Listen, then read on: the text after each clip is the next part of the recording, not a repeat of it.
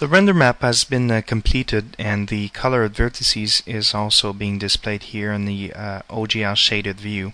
So you can see the actual result is quite interesting. So now we'll take this and actually apply the actual rendering information here inside a render tree and extract the actual colored vertices to be able to add this luminance layer to an actual surface shading. So one of the first steps here is actually to go back to the scene root here and actually getting rid of the cluster. So we don't need to have the cluster anymore. Actually, what I'm going to do is probably keep the actual clusters, but delete the actual material. So I'm going to delete these material right here and take the building here and go to this cluster here and apply. Start with a Lambert shader right here and go to render tree. Now what we'll be doing for this one here is to create some sort of texture building type texture pattern using procedural shader. So the first thing we need to do is actually select the object, go under texture property, projection, and use spatial.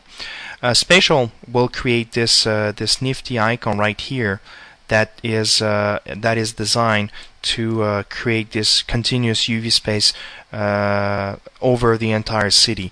So it's really a 3D texture projections, and what it does, it takes the actual vertex position and use that vertex position to and copy it to the UVW.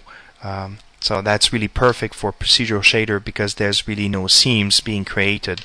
So it will really create a continuous texture over the object. So the first thing we need to do is extract the actual UV information we have on the object here and shade it through lattice. So lattice is a really nifty shader because it can create this repeat pattern. These repeat patterns quite nicely. So I just need to turn off final gathering because in this case I do not need it.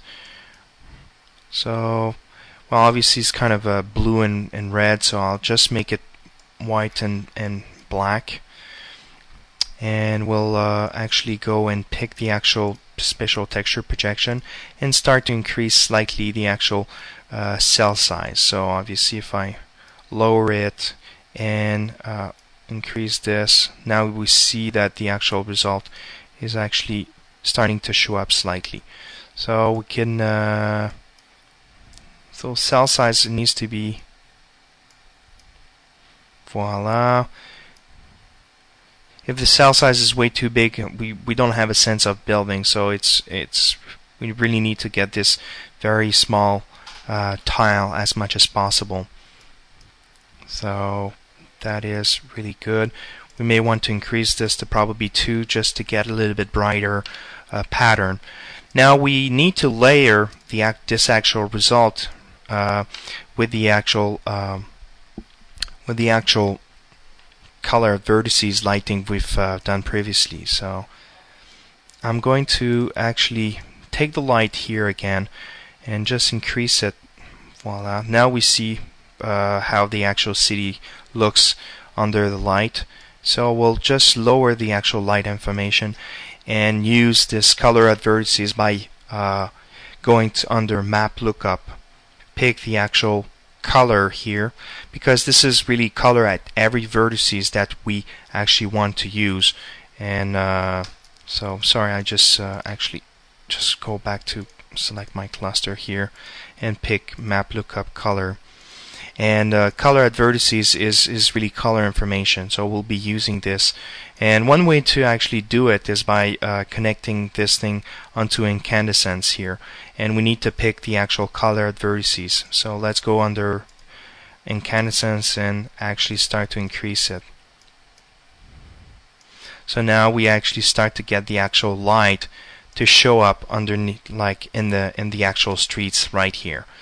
So that's we can actually control the actual intensity by using directly over the incandescence, or we can actually go under the map color lookup and actually lower the intensity right here. Voila.